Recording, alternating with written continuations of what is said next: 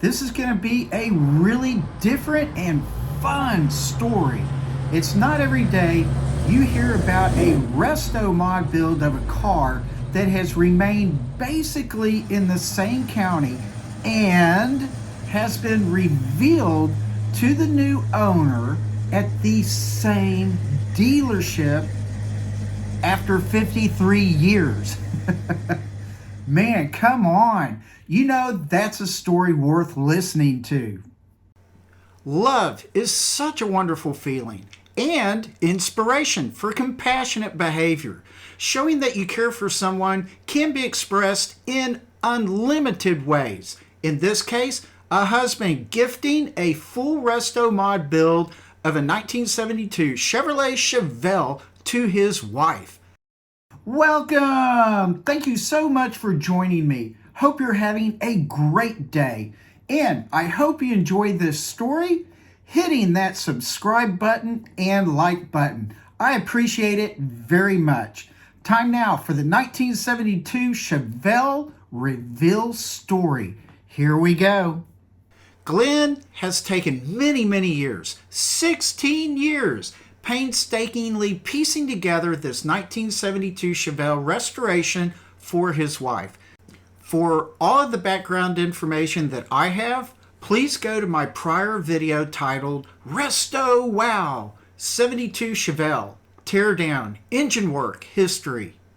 Let's go back in time to the bygone days of the 1972 Chevelle.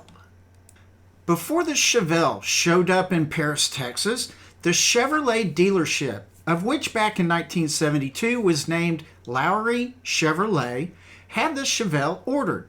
It was built at the GM plant in Arlington, Texas, then shipped to Lowry Chevrolet in Paris, Texas. In my first video, I researched the VIN and other tags. Here's a little bit of what they had to say. Of course, a 1972 Chevelle Standard Sport Coupe 6-passenger assembled in Arlington, Texas, had the tan exterior and a front bench seat. Between 1972 and 2009, the Chevelle had perhaps no more than 2 owners, still being in the same county, Lamar County. Well, that was until Glenn saw it for sale, and yeah, he scarfed it up quick. For 15 years, between 2009 and 2024, Glenn gathered Chevelle parts to replace those that had broken or just needed upgrading. He found original manuals, that 350 engine that he bored out to 355, the 700R Ford transmission. Again, many items replacing the originals, all outlined in my prior video. In February 2025, Glenn trailered the Chevelle to Callaway Customs.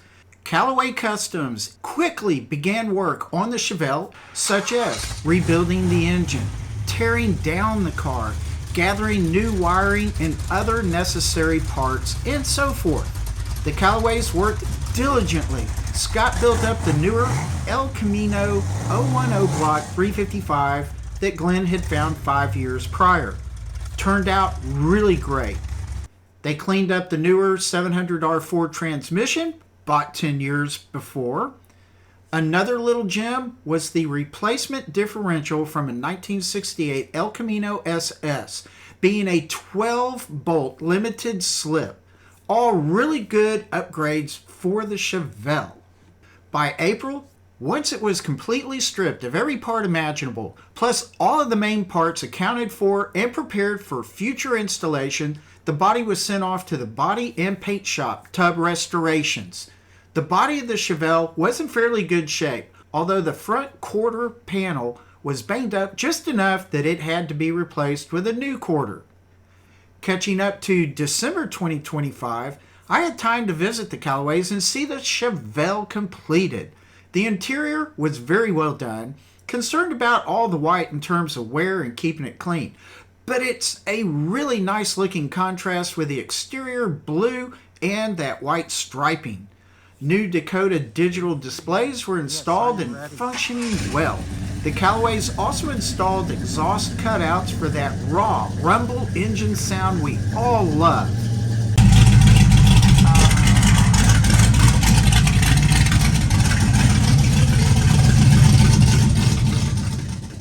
I peeked into the engine bay. Hood lighting was great. The jewel of an engine sounded wonderful and looked wonderful as well. The wiring job was really superb. Wiring tucked away and covered properly. Then going around back to the trunk, I saw that it was very neat and representing more of the original feel of the car. Glenn had found and the Callaways placed the Lowry Chevrolet name tag on the trunk in honor of the car having actually come from that exact dealership, still operating today, yet named Paris Chevrolet now. What a perfect and historically accurate final touch to the Chevelle being completed. Come December 6th, the day of the 1972 Chevelle reveal to Glenn's wife. Since the car originated from the very same dealership, it was only fitting that the Chevelle be presented by Glenn to his wife as a gift at the very same dealership. Wonderful! On this blustery, gray day, Jason Callaway drove the car to and into the dealership at about 11:30 a.m. It warmed up the dealership and the hearts of everyone there. Employees, customers, and friends all ogled at the fine car. Stories emerged from many about their past cars and how much they loved this Chevelle. We all patiently waited for Glenn to show up with his wife at 1 p.m. I got whatever pictures and videos I could. We had some lunch and just had a good time at the Paris Chevrolet dealership. Paris Chevrolet was extremely accommodating. I mean it. They were the best, and I know we all seriously appreciated their hospitality. Glenn had told his wife they were dropping by the shop to get some spare keys for another car. Yeah, right. At 12:58 p.m., they arrived. We all anticipated the look of Glenn's wife as she entered the dealership. She came in with the family at her side, and she was shocked. She quickly realized what just happened and gave a huge smile. She navigated directly to the car, checked the engine bay, and proceeded to peek into the interior. She kept her composure very well as she beamed with joy.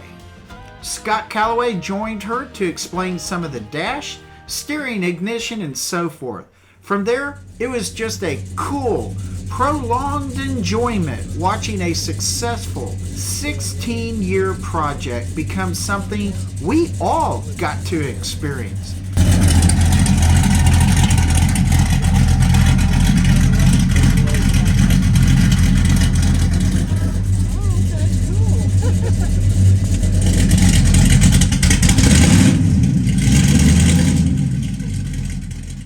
Thank you, Callaways, Tubb Restoration, Paris Chevrolet, and Glenn and his wife so much. Y'all are all wonderful. This has been really fun. What a great little story. The 1972 Chevelle that was a nice buy for the original owner 53 years ago, and now today, a great prize of the new owner. Man, one dealership, one car, one county. This is a rare story indeed. A heartfelt, heartwarming story. The best send-off of a new restomod build I have ever seen and experienced. I hope you enjoyed it. Let it be a lesson to you. Do your best to fully prepare for your build if you ever have one. Enjoy the build process as best as you can. Let the product of labor be something that you can enjoy and cherish for years into the future. And with that, please relax, take it easy, be a motoring fanatic on your Road Odyssey, and I will see you later. Bye.